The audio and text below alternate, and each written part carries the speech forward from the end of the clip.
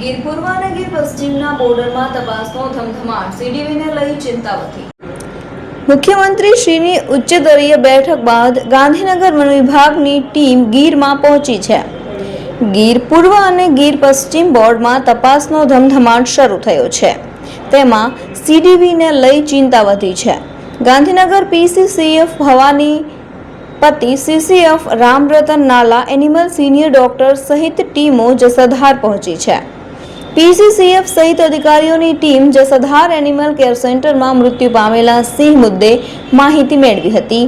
જસદહાર animal care centre ખાતે observation પર રહેલા સિંહોની સ્થિતિ અંગે સમીક્ષા કરી હતી।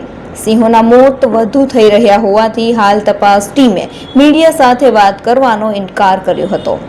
ગાંધીનગરથી આવેલ અધિકારીઓએ મીડિયા સાથે વાત કરવાનું ટાળ્યું હતું।